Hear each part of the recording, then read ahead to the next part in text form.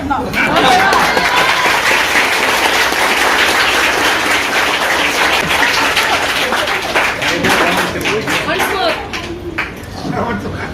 மற்றும் கலை நிகழ்ச்சிகளும் செம்மையாக நடைபெற வேண்டும் என்று குழந்தைகள் மீது அக்கறை கொண்ட தாயுள்ளம் கொண்ட அம்மையை திருமதி முஹைதீன் சுபைதா பேகம் அவர்களை கிரசன்சியா கல்வி நல அறக்கட்டளையினுடைய தலைவரும் நிறுவனமான அவர்களை பேசுமாறு அன்புடன் அழைக்கின்றேன்.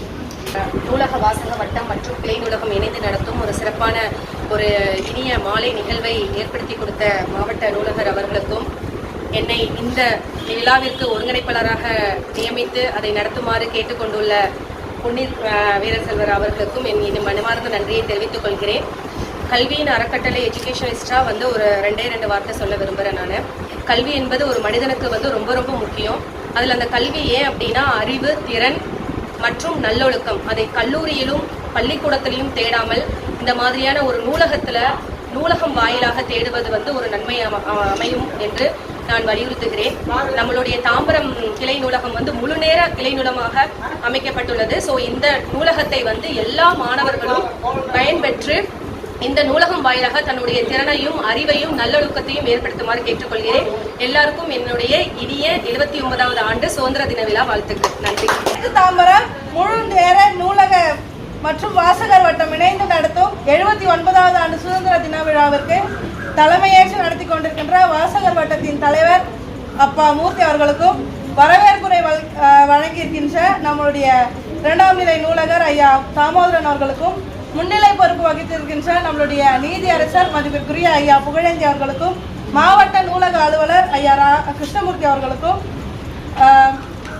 ஆக்சுவலாக இந்த நூலகத்துக்கும் எனக்கும் ஒரு பர்சனல் கனெக்ட் இருக்கு.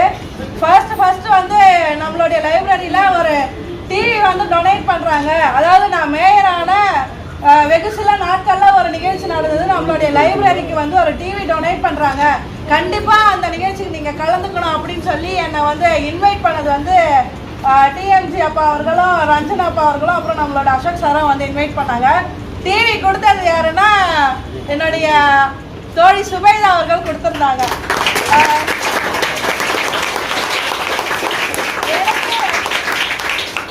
எனக்கு இவங்க 3 பேர் மூலியமா தான் முதல் சுபைதா அவர்கள் அறிமுகம். இந்த இடத்துல வச்சு, இந்த லைப்ரரியில வச்சுதான் அவங்க முதல் எனக்கு அறிமுகமானாங்க.